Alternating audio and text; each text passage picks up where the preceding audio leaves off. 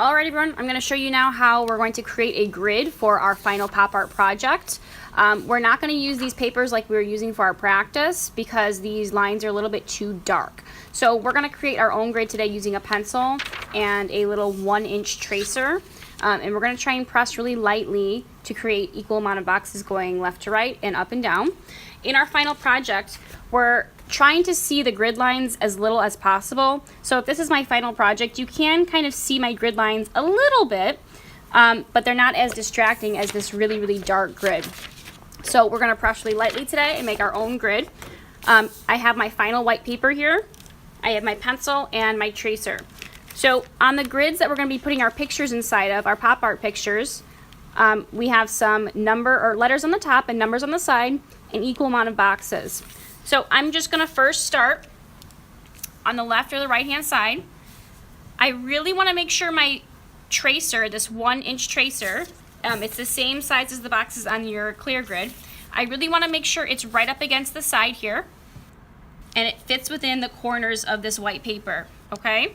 So I'm just going to hold with my 2 fingers and press really lightly with my pencil.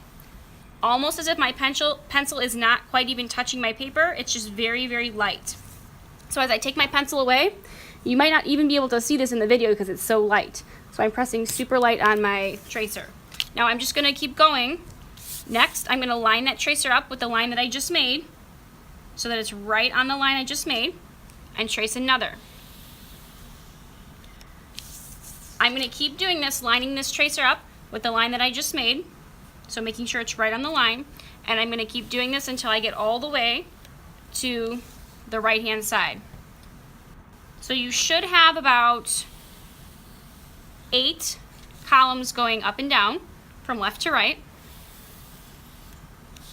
and they should be pretty evenly spaced and straight up and down. So as you get to the right hand side here, you should have one last tracer that fits exactly in this box, and I do, so that means I'm on the right track. Now I'm going to go straight up and down this time. So I'm going to start with my tracer all the way on the top and in the left hand corner, making sure it's really touching the top the whole way, and then just make a little line going up and down this time, up against my tracer. And then I'm going to keep doing the same thing, lining it up to the line I just made, making a really faint line, and then going down from there, okay? So let's just imagine that I went all the way down. Your grid here should look exactly like your grid here. You could even line it up and see if it's straight. If it's not, you might want to go back and tweak a few things.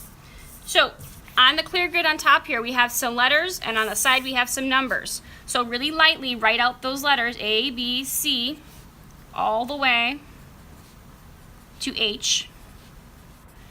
And on the side here, 1 starts in the A box, so 1, 2, 3, and then you would go all the way down here, all the way to 11. So that's how we create our grid, and that's the first thing we need to start with before we actually start drawing out our pop art picture.